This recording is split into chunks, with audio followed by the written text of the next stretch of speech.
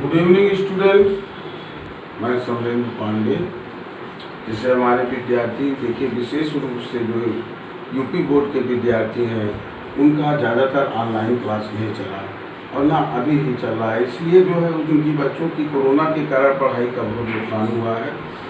इसीलिए हम क्या किए कि हम सोचे कि जो है हम भी यूट्यूब पे चैनल बनाए और उनको कम से कम उनकी पढ़ाई ना हो। तो कक्षा 12 के विषय आज मैं थोड़ा सा केवल इंट्रोडक्टरी वीडियो बना रहा हूँ।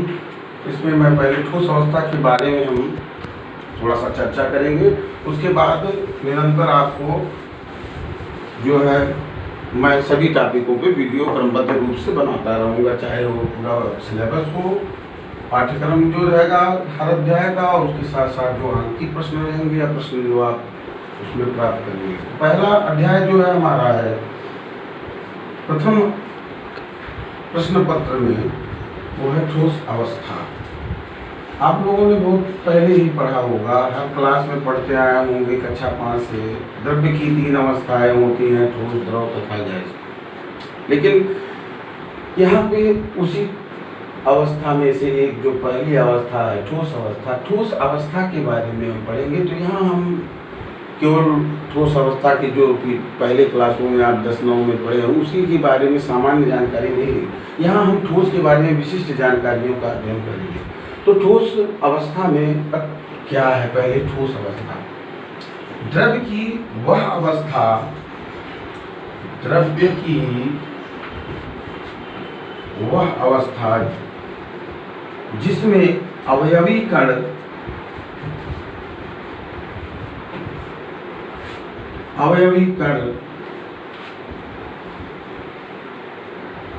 प्रबल अंतराणुक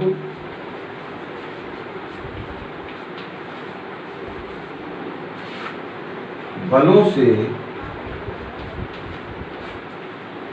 जुड़े रहते हैं।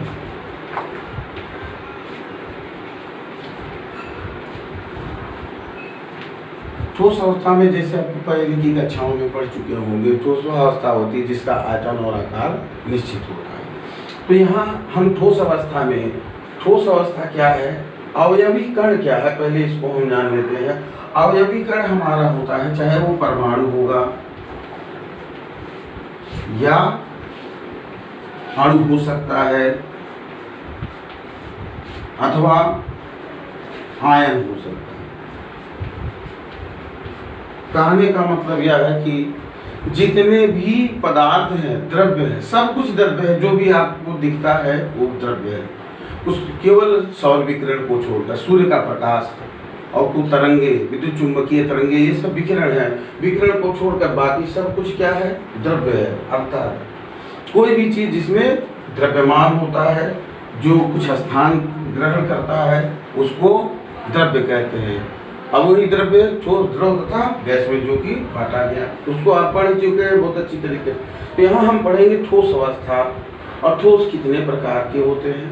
तो ठोस अवस्था तो जैसा आप जानेंगे, क्योंकि इनके अणुओं में प्रबल अंतराणु आकर्षण बल होता है और ठोस में अणु क्या होते हैं? बहुत ही पास होते हैं। इसी कारण इनका आयतन और आकार निश्चित होता है, यह तो आप जानते हैं। लेकिन अब ये आयतन आकार के निश्चित होने का कारण क्या है? क्योंकि आप जानते हैं सभी द्रव्य या सभी पदार्थ किससे बने होते हैं? अवयवी कण से। और अवयवी कण कौन से हो सकते हैं? चाहे परमाणु होगा या अणु होगा या आयन होगा, या हो सकता हो ये मिल के ही बनाए हो। तो इसमें क्या है कि हम ये देखेंगे कि अवयवी कण के आधार पर, इसकी व्यवस्था के आधार पर ठोस कितने प्रकार के होते हैं। तो अवयवी कणों की व्यवस्था के आधार पर यहाँ पे मुख्यतः ठोस को 2 भागों में बांटा गया है। वो कौन कौन से हैं? उसमें 2 है। पहला आपका है क्रिस्टलीय ठोस। इसका डेफिनेशन हम अगले वीडियो में आपको देंगे, केवल इसका हम व्याख्या कर दे रहे हैं। अगले में डेफिनेशन लिखवाएंगे जब हम ब्लैक बोर्ड, मार्कर और वाइट बोर्ड यूज करेंगे।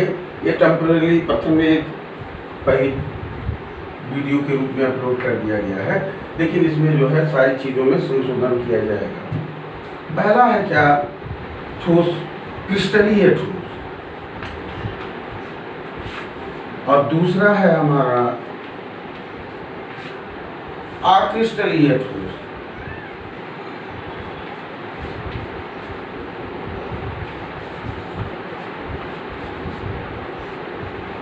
अक्रिस्टलीय ठोस। अब क्रिस्टलीय ठोस, क्रिस्टलीय ठोस क्या होते हैं? क्रिस्टलीय ठोस वे ठोस हैं जिनमें अवयवी कण, अर्थात कोई भी ठोस या कोई भी पदार्थ, हमने कहा अवयवी कणों से मिलकर बना होता है, अर्थात परमाणु अणु या आयनों से मिलकर बना होता है। तो अवयवी कण क्रिस्टलीय ठोस वह ठोस जिसमें अवयवी कण, अर्थात जिन परमाणु अणुओं या आयनों से ये बना है क्रिस्टल, वो एक निश्चित त्रिविमीय व्यवस्था, मतलब 3 दिशा वाली व्यवस्था में निश्चित एक आकृति का निर्माण करते हैं। वो आकृति क्या होती है? एकक कोष्ठिका बनती है।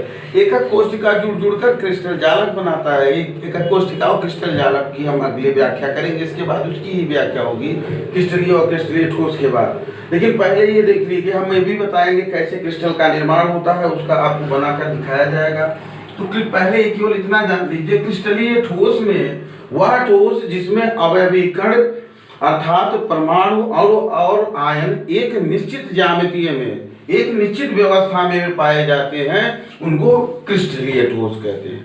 इसी के अपोजिट अक्रिस्टलीय ठोस, इसको अमॉर्फस सॉलिड कहते हैं इंग्लिश में। क्रिस्टलीय ठोस को क्रिस्टलाइन सॉलिड, अक्रिस्टलीय ठोस अमॉर्फस सॉलिड। अक्रिस्टलीय ठोस वे ठोस हैं जिनमें अणु, आयन अथवा परमाणु, अर्थात इनके आणविक कण एक निश्चित ज्यामिति में नहीं होते हैं, एक निश्चित व्यवस्था में नहीं होते हैं। इसको क्या कहते हैं? अक्रिस्टलीय ठोस कहते हैं। और उसका एक सामान्य सा हम वर्गीकरण कैसे कर सकते हैं? क्रिस्टलीय ठोस को हम बराबर काट सकते हैं, लेकिन अक्रिस्टलीय ठोस बराबर नहीं काटा जा सकता। जैसे कुछ क्रिस्टलीय ठोस हीरा है, क्रिस्टलीय ठोस है, हीरा को हम बराबर स्मूथ काटा जा सकता है। लेकिन जैसे गुड़ है, भेली है, चॉकलेट है, सोडियम है, ये सब चीजें अक्रिस्टलीय ठोस में है, जिसको हम उस बराबर भागों में नहीं काट सकते हैं। इसमें सोडियम क्रिस्टलीय है, लेकिन सोडियम क्लोराइड, लेकिन बहुत सारे ऐसे पदार्थ हैं, ठोस पदार्थ हैं जो क्या है? अक्रिस्टलीय ठोस होते हैं।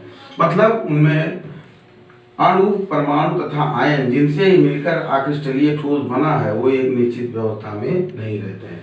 फिर से सुनिए, क्रिस्टलीय ठोस वे ठोस जिनमें अवयवी कण, अर्थात परमाणु, अणु या आयन जिनसे ये क्रिस्टलीय ठोस बने हैं, वो एक निश्चित ही दो अवस्था में रहते हैं, एक निश्चित ज्यामितीय व्यवस्था में रहते हैं, तो उनको क्रिस्टलीय ठोस कहते हैं।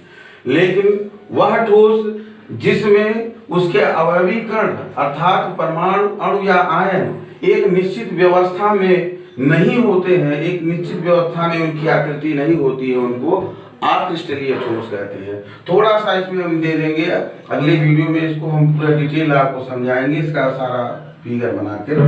पहले हम इसको दे देते हैं, जैसे देखिए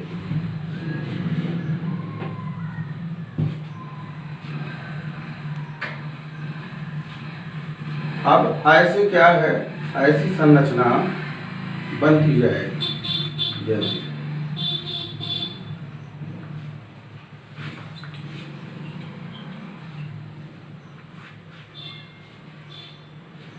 फिर इसमें ऐसे हम जुड़ते जाएंगे, फिर इसमें ऐसे।